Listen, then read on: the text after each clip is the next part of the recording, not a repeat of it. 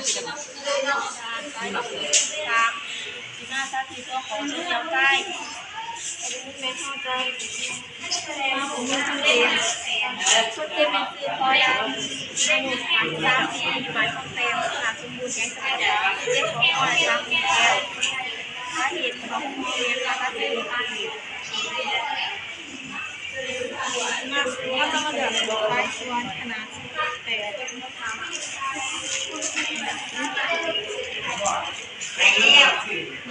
อะไรเบตเตอรี่ใส่ชิ้นเป็นอย่างเลย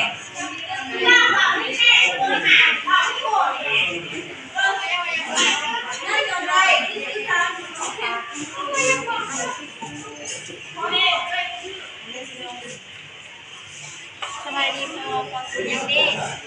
อันนี้จะเป็นเดลปัจจุบันได้ดีพอมาเขาจะกินอะไรดีมีคนมานั่งทานเรื่องที่รับศึกษาพยาบาลในโรงพยาบาลในตึกนี้เองก็ได้รับคำสั่งจากคุณหมอให้มาเซ็นยาอีกตัวที่ผสมผงสูตรกับเสื้อยาที่ตามพวกมันน้ำเนียวแล้วก็เสื้อยาระบายน้ำเนียวออกจากเรือคอเนื่องจากคอก็สามารถทำน้ำเนียวได้เนาะแล้วปฏิบัติเลยเนาะโดยงานให้พอเพื่อนง่ายเรื่องงานแต่ว่าเราเรื่องยาวเป็นเรื่องธรรมดาเราง่ายเนาะ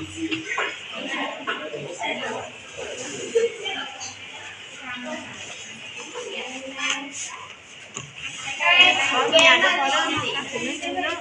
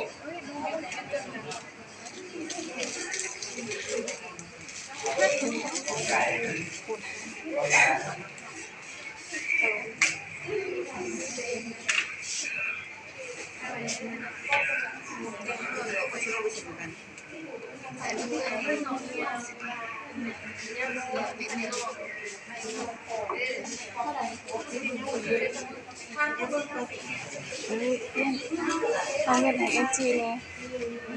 เงินจีนเลยอะไรวะทำกันอะไรเงินในกระทงกว่า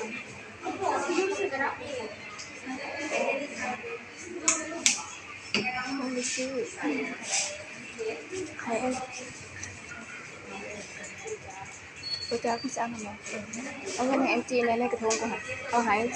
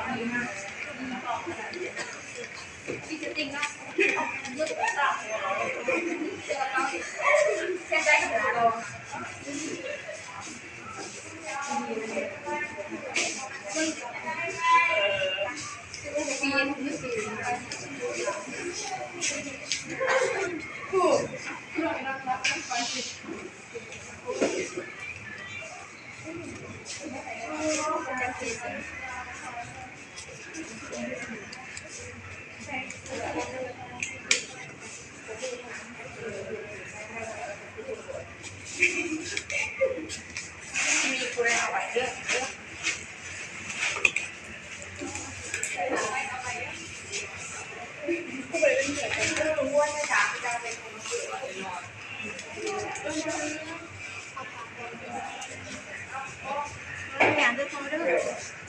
มาในโทรศัพท์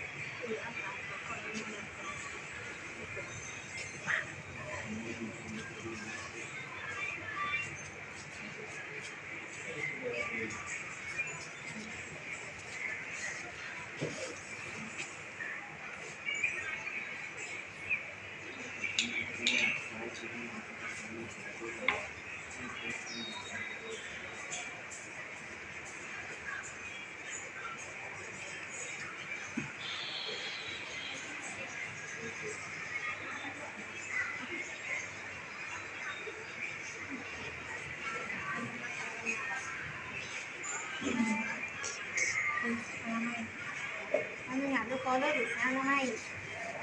อันนี้ว่าองค์ประกอบคือ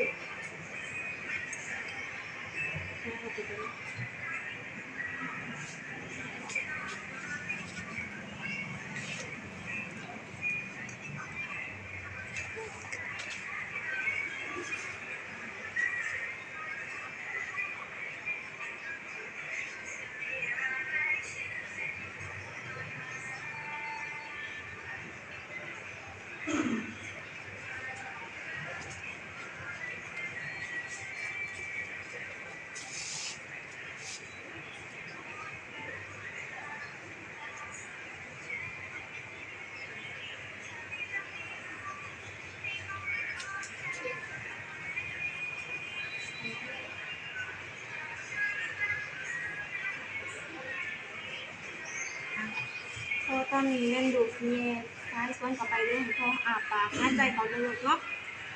อาจจะมีอาการเจ็บติดหัวเนาะมีอาการเจ็บอาหารปากอาปากที่เขาเลิกหายใจเขาเลิก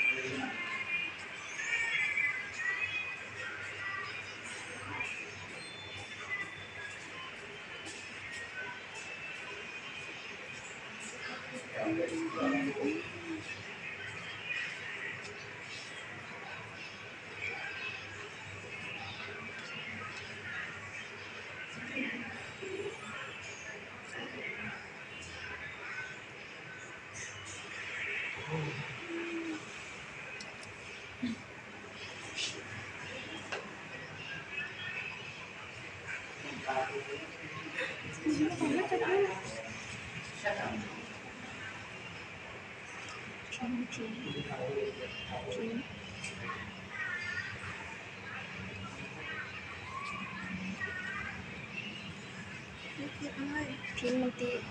จะเย็นกันพอเจ็บกับบอกลูกเด้อให้สัญญาณเตือนบ่ถ้ามาพอย่อแค้นเมื่อไหร่ก็มีให้หยิบกระไดเนาะ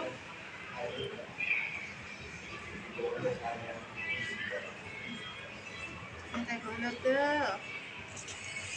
เจ็บแน่เล็กน้อยแดด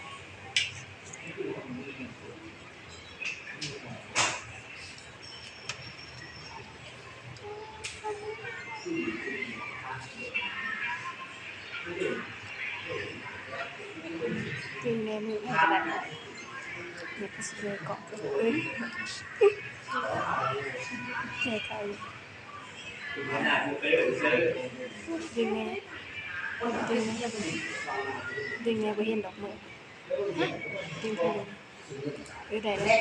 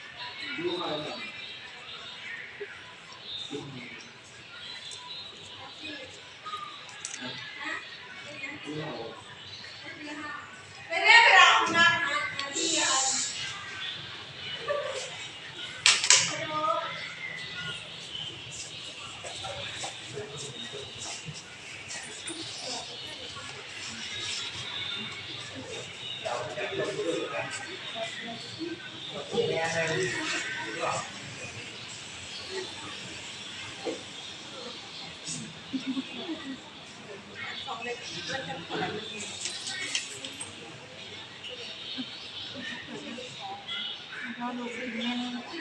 เนาะจะได้ไม่งั้นเราจะติดคอกัน